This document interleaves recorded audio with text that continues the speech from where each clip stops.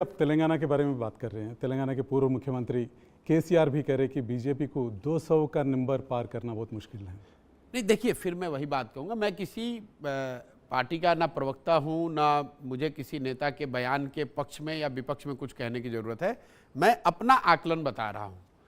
आपको अच्छा लगे तो आप एक्सेप्ट कीजिए, ना अच्छा लगे तो 4 जून का इंतजार कर लीजिए। आज तो मैं आपको ये बता रहा हूँ कि नॉर्थ और वेस्ट में सारी टीका टिप्पणी, सारे बहस विवाद के बाद भी मैं भाजपा की सीटें मीनिंगफुली कम होते हुए नहीं देख रहा हूँ, और साउथ और ईस्ट के राज्यों में भाजपा का वोट शेयर और सीट दोनों बढ़ता हुआ देख रहा हूँ।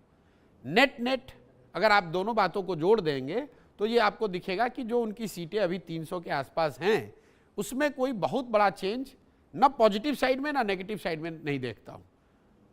400 भी नहीं होने वाले हैं, लेकिन इसका मतलब ये भी नहीं कि वो 200 होने वाले हैं। अगर वो होना है तो नॉर्थ और वेस्ट में उनको 100 सीट हारना है। तो जो लोग भी इस तरह की टीका टिप्पणी कर रहे हैं, उनको ये बताना चाहिए कि भाई ये 100 सीट कहाँ से हार रहे हैं, वो तो बताओ। आप आज तेलंगाना में बैठे हैं। तेलंगाना में 17 सीटों में चुनाव होने वाले हैं। आप क्या सोचते हैं?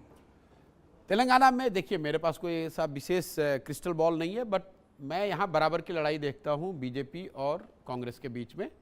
दोनों ही पार्टियों को आधा आधा सीट, किसी को 2 कम या 2 ज़्यादा हो सकता है, लेकिन मैं 6 to 9 का रेंज रखूँगा। ऐसे मैं नंबर ज़्यादा देता नहीं हूँ, लेकिन तेलंगाना में आप भाजपा और कांग्रेस दोनों को 6 से 9 के बीच में रख सकते हैं। भारत राष्ट्र समिति बीआरएस की भविष्य के बारे में आपका क्या कहना है? मतलब लोकसभा में वो कोई बहुत बड़े प्लेयर के तौर पे अभी शायद उनको कोई नहीं देख रहा है। वो खुद भी अपने आप को लोकसभा में कोई बहुत महत्वपूर्ण प्लेयर के तौर पे नहीं देख रहे हैं, तेलंगाना नहीं देख रहे होंगे, ऐसा मेरा मानना है।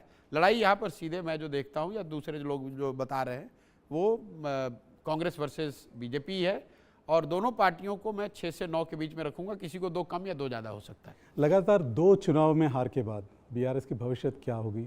भविष्य के बारे में क्या सोच? अब मैं ये नहीं बता सकता हूँ, ये तो बीआरएस और उनकी लीडरशिप उनको तय करना है।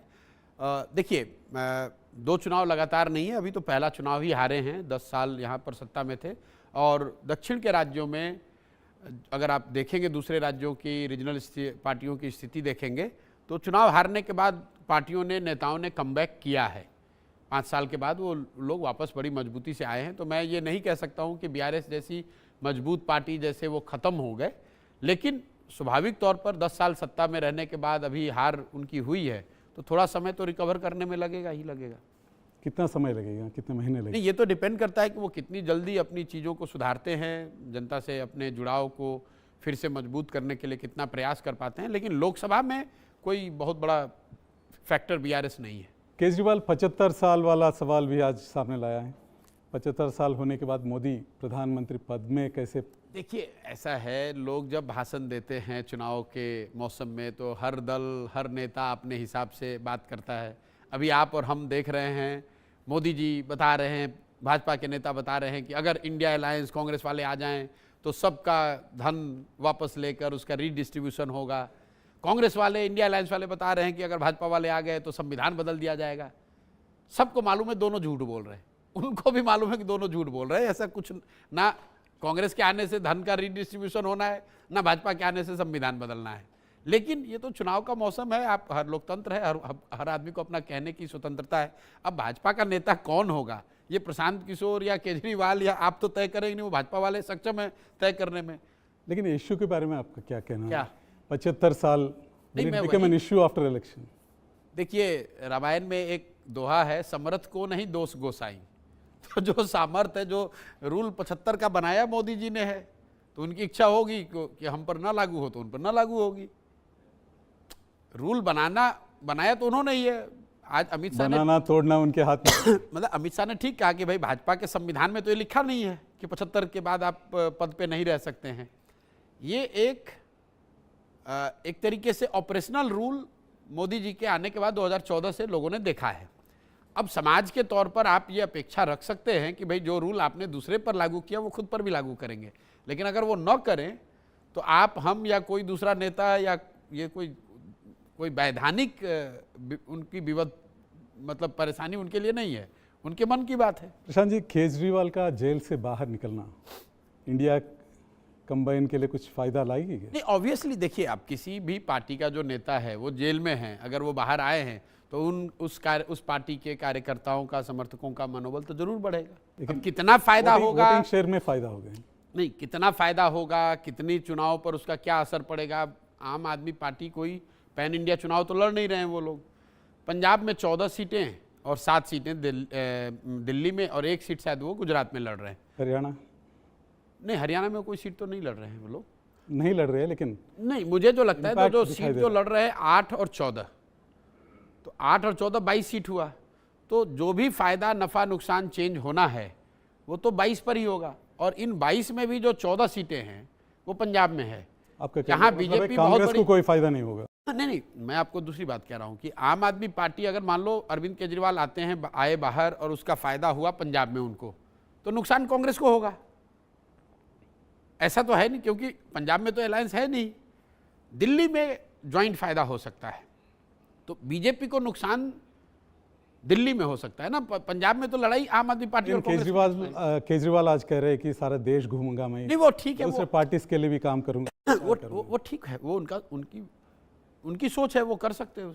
लेकिन आप यहाँ बैठे हुए हो, यहाँ तेलंगाना में, मान लीजिए कि केजरीवाल जी आते हैं यहाँ आंध्र प्रदेश में, तेलंगाना में, उड़ीसा में कल प्रचार करने, तो आपको लगता है कि उससे वोटिंग सेंटिमेंट या वोटिंग बिहेवियर पे कोई बहुत बड़ा चेंज आएगा? मुझे ऐसा नहीं लगता है। वो चेंज आपको दिल्ली में दिख सकता है, वो चेंज आपको पंजाब में दिख सकता है। मैं आपको बता रहा हूँ कि वो 22 में 14 सीटें ऐसी हैं जहाँ की सीधा मुकाबला कांग्रेस और आप में है। ज़्यादातर सीटों पे, कुछ सीटों पे भाजपा भी है, त्रिकोणीय मुकाबला है। दिल्ली में कुछ फायदा, नफा, नुकसान उसका हो सकता है। ఇప్పుడు ఒకసారి తెలంగాణ విషయానికి వద్దాం। తెలంగాణలో ఏ పార్టీ ఎన్ని సీట్లు గెలుచుకోబోతుందో ఒకసారి చూద్దాం। प्रशांत जी, आप तेलंगाना के बारे में बात कर रहे हैं। तेलंगाना के पूर्व मुख्यमंत्री केसीआर भी कह रहे हैं कि बीजेपी को 200 का नंबर पार करना बहुत मुश्किल है। नहीं, देखिए, फिर मैं वही बात कहूँगा, मैं किसी पार्टी का ना प्रवक्ता हूँ, ना मुझे किसी नेता के बयान के पक्ष में या विपक्ष में कुछ कहने की ज़रूरत है। मैं अपना आकलन बता रहा हूँ। आपको अच्छा लगे तो आप एक्सेप्ट कीजिए, ना अच्छा लगे तो 4 जून का इंतजार कर लीजिए। आज तो मैं आपको ये बता रहा हूँ कि नॉर्थ और वेस्ट में सारी टीका टिप्पणी, सारे बहस विवाद के बाद भी मैं भाजपा की सीटें मीनिंगफुली कम होते हुए नहीं देख रहा हूँ। और साउथ और ईस्ट के राज्यों में भाजपा का वोट शेयर और सीट दोनों बढ़ता हुआ देख रहा हूँ।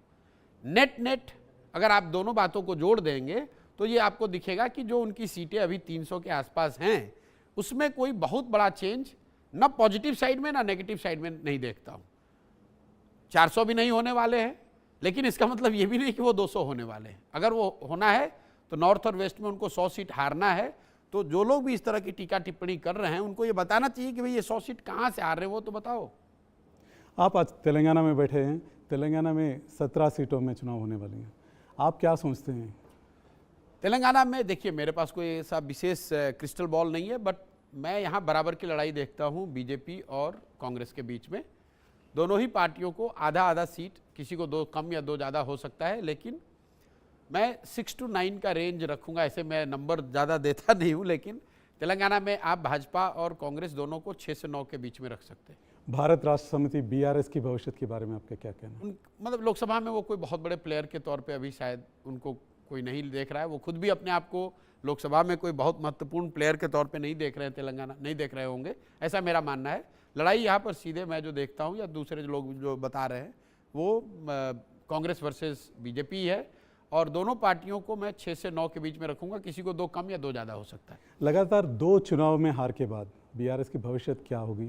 भविष्य के बारे में क्या सोच? अब मैं ये नहीं बता सकता हूँ, ये तो बीआरएस और उनकी लीडरशिप उनको तय करना है।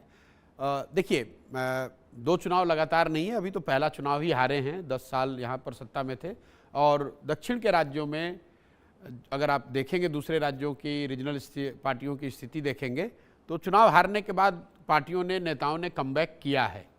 5 साल के बाद वो लोग वापस बड़ी मजबूती से आए हैं। तो मैं ये नहीं कह सकता हूँ कि बीआरएस जैसी मजबूत पार्टी जैसे वो ख़त्म हो गए, लेकिन स्वाभाविक तौर पर 10 साल सत्ता में रहने के बाद अभी हार उनकी हुई है, तो थोड़ा समय तो रिकवर करने में लगेगा ही लगेगा। कितना समय लगेगा, कितने महीने लगेंगे? नहीं, ये तो डिपेंड करता है कि वो कितनी जल्दी अपनी चीज़ों को सुधारते हैं, जनता से अपने जुड़ाव को फिर से मजबूत करने के लिए कितना प्रयास कर पाते हैं। लेकिन लोकसभा में कोई बहुत बड़ा फैक्टर बीआरएस नहीं है। केजरीवाल 75 साल वाला सवाल भी आज सामने लाया है। 75 साल होने के बाद मोदी प्रधानमंत्री पद में कैसे देखिए ऐसा है, लोग